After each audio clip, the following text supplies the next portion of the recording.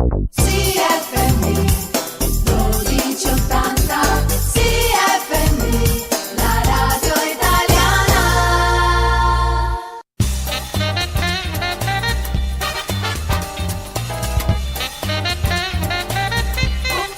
Avevo annunciato all'inizio del programma che avremmo avuto un paio di interviste oggi, non solo una, e abbiamo il grande piacere oggi di parlare di un evento che a me piace in modo incredibile. Si tratta di teatro all'aperto, gratuito e praticamente itinerante, perché è un percorso che fate nei vari parchi di Montreal, tra una panchina e l'altra. In ogni panchina vi viene raccontata una pièce di teatro, di solito massimo 2 interpreti, che dura 5-7 minuti l'una e sono veramente sconvolgenti, sia i testi che gli attori che l'idea stessa, perché in un'oretta praticamente vedete 7-8 diversi testi e vale veramente la pena frequentare le indiscrezioni pubbliche, come si chiama, indiscretion publique. Abbiamo con noi i co-direttori artistici della compagnia del Teatro du Ricochet che organizza queste indiscrezioni nei vari parchi di Montreal.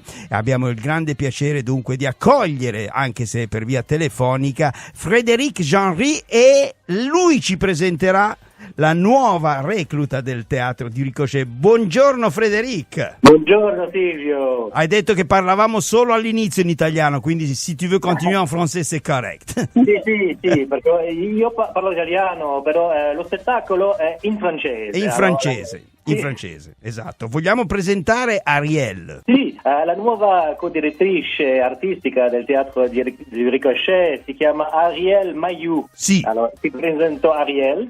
Ciao. Buongiorno Ariel, che tra l'altro lei lo sa, elle a un nom magnifique. Merci. Moi, je vais devoir parler en français. Oui, non, c'est correct. C'est pas italien. Mais je te l'avais déjà dit, Ariel, c'est aussi le nom de ma fille, c'est pour ça que je dis que c'est... Un magnifique nom, quoi. Oui, je suis à la nouvelle direction artistique avec Fred. Je suis vraiment contente d'être là. Je pense que ça va être super pour le projet. Alors, toi, tu as connu les indiscrétions publiques parce que tu as vu ça? Dans le fond, moi, j'ai joué dans les institutions publiques quand j'avais 16 ans. Là, donc, ma carrière de comédienne a commencé avec eux. Ah, wow. Et ouais, vraiment. Et ensuite, j'ai écrit un texte aussi pour les indiscrétions et j'ai joué à nouveau l'année passée. Donc, ça fait un bout quand même que je connais le projet. Puis je pense que c'est pour ça que Fred m'a amené à bord avec lui. Et qu'est-ce que tu comptes apporter au Théâtre du Ricochet? Je pense que le projet a vraiment fait ses preuves dans les dernières 2 années. Maintenant, je suis extrêmement curieuse de voir comment je peux essayer d'amener un vent de fraîcheur, peut-être au niveau de la jeunesse. Mon but, c'est vraiment que notre distribution soit de plus en plus de la relève, puis qu'on puisse utiliser cette vitrine-là pour mettre de l'avant des jeunes qui sortent des écoles de théâtre. Pour moi, c'est super important. Donc, c'est vraiment ça mon but premier. Puis cette année, je pense qu'on a vraiment réussi ça parce que on a 10 interprètes sur 14 qui font partie de la relève. Donc, je suis vraiment très, très, très fière de ça. Ah, c'est fondamental. Frédéric, elle vient de te traiter de vieux. Alors, si tu veux... de façon élégante, indirecte, mais c'est ce que ça voulait dire. Pas du tout. Non, mais c'est l'expérience, Frédéric. Voyons. Bien dit, Silvio. Voilà, c'est ça. Et j'essaie de défendre ma catégorie en plus. Alors, ça va bien comme ça. Frédéric, on va parler du projet cette année, parce que les textes sont très actuel habituellement. Ça part de thématiques qui viennent vraiment nous chercher. Moi, j'ai vu une couple d'éditions parce que maintenant vous venez aussi près de chez moi à Ville-Saint-Laurent et je trouve que c'est à part les textes qui sont magnifiques. Comment sont choisis les textes d'abord? Il y a un appel de texte qui est fait à la fin de l'année, puis les sélections sont faites aussi au mois de février. Donc, il y a environ, c'est un appel de texte ouvert. Il y a environ une centaine de textes qui nous est envoyé. Et puis ensuite, il y a un comité de sélection qui choisit quelques textes, peut-être une quinzaine, avec des thèmes qui seront encore pertinents à l'été. Puis ensuite, c'est Ariel et moi, la direction artistique, qui faisons une sélection plus minutieuse pour en retenir uniquement 7 au bout du compte pour créer un parcours d'environ 1h30. Ariel, ça doit être très difficile de choisir des textes. Ah oui, on en a vraiment reçu des beaux en plus cette année, mais j'étais très très contente de voir que Fred et moi, on était somme toute vraiment sur la même longueur d'onde tout au long du processus. Malgré la différence d'âge. Mais c'est pour ça que je me dis que ça prouve que j'ai ma place aussi, puis qu'on fait un bon team, Fred et moi. Parce que c'est ça, on voyait vraiment sur la même longueur d'onde, les textes qu'on a choisis de notre côté étaient très similaires. Donc, ça a quand même été un processus qui était très organique, je dirais. Mais on va rappeler que si c'est joué par des jeunes, ça ne s'adresse pas nécessairement seulement aux jeunes parce que c'est des thèmes assez sociaux importants, là. Oui, on peut en parler d'ailleurs. Il n'y a pas que des jeunes dans la distribution. Hein. D'ailleurs, on a un acteur cette année qui a 80 ans, Alejandro Moran. Ben oui. Il y a aussi une jeune comédienne qui, elle, a 12 ans. Donc, c'est assez varié aussi dans la distribution, mais Ariel a raison, il y a une grande majorité de jeunes de 20 ans cette année. Je vois aussi mon copain Rock Auberge. Les agents libres fournissent beaucoup de comédiens. C'est vrai, t'as raison, Théo. Pour les thèmes, cette année, évidemment, il y a des thèmes très actuels qui sont dans l'actualité présentement. Par exemple, l'éducation. On sait que le gouvernement Legault a un peu maille à partir là présentement avec des coupures en éducation et on a un texte qui traite d'éducation cette année.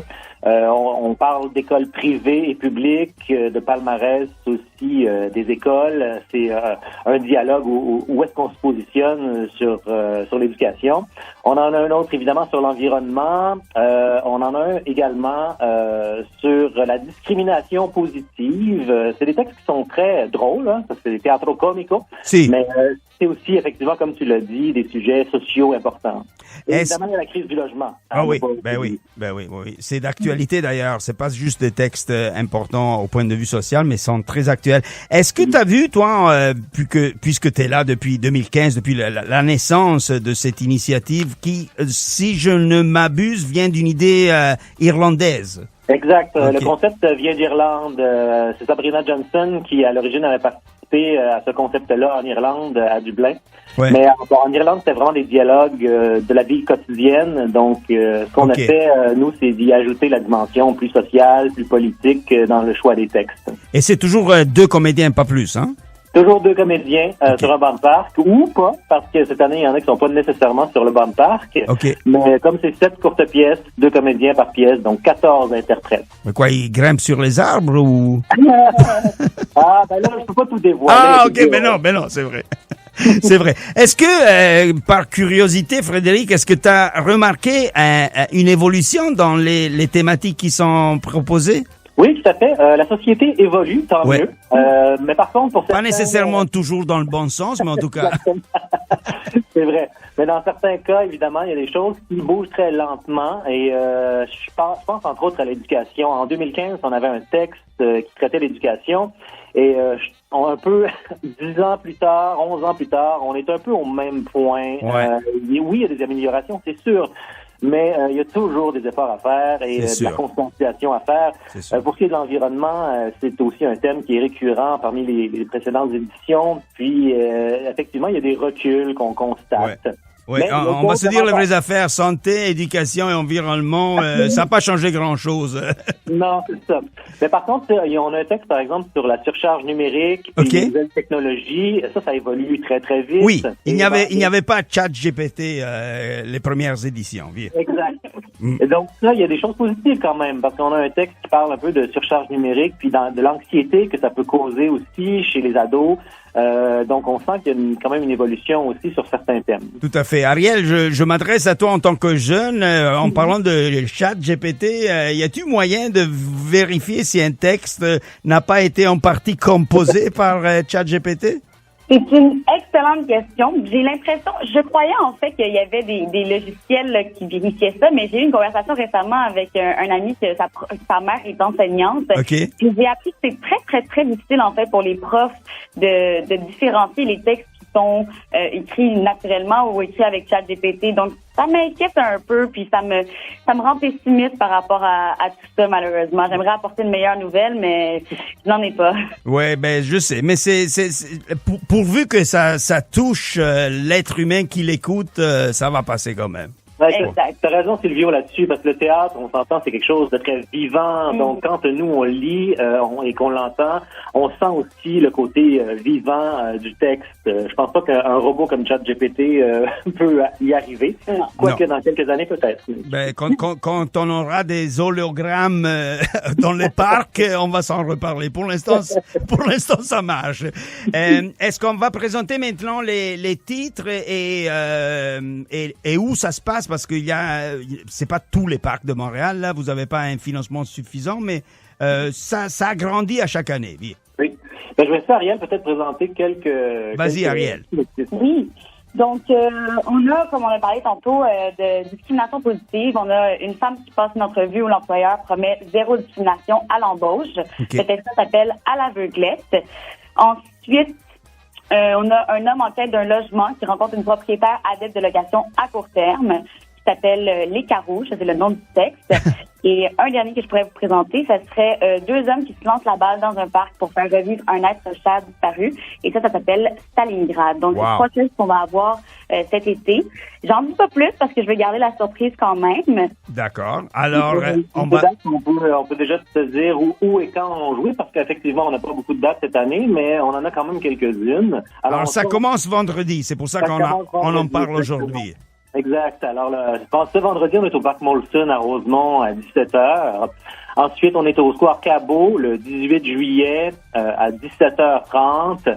Ensuite, on est au parc Baudet, tout près de chez toi, le 19 juillet à 18h. Et ça, tu as déjà un spectateur garanti, là. Oui, Yes. voilà. On compte sur toi, Silvio. Exact. Pour les autres dates, ben, c'est facile de nous trouver sur les médias sociaux, Facebook, Instagram, TikTok ou sur le site du Théâtre du Ricochet à théâtreduricochet.com. Et sur la page Facebook de notre émission, parce que je vais mettre l'entrevue dessus avec toutes les dates, mais je peux finir, moi, le 26 juillet, Parc de Faubourg Ville-Marie, 14 août à Place Wellington à Verdun et Parc Outremont à Outremont le 17 août. Ariel, Frédéric, merci infiniment d'avoir été avec nous. Le mot de Cambronne pour tous les deux et pour cette magnifique initiative, je souhaite une longue carrière future. Voilà. Merci beaucoup, merci énormément. Merci a voi. Allora ci vediamo il 19, carissimo. Va bene. Un abbraccio. Ciao, Silvio. Ciao ciao. Allora era questa iniziativa che si chiama Indiscrezioni Pubbliche, 11ª edizione quest'anno organizzata dal Théâtre du Ricochet nei vari parchi di Montreal. Andrete a vedere il loro sito o la nostra intervista su Facebook. Io ve lo dico per esperienza diretta, vale veramente la pena, prima di tutto perché tra le altre cose è anche gratuita come iniziativa, poi vi fate una passeggiata in un parco e su ogni panchina avete un testo teatrale brillante, veramente sono scritti e interpretati molto molto bene e scoprirete così questa cosa magnifica, un percorso teatrale che va da una panchina all'altra in un parco unico e in un'oretta vedete dei testi veramente magnifici. Ve lo consiglio fortemente in modo praticamente personale. Indiscretion Publique, 11ª edizione nei vari parchi di Montreal a partire da questo venerdì.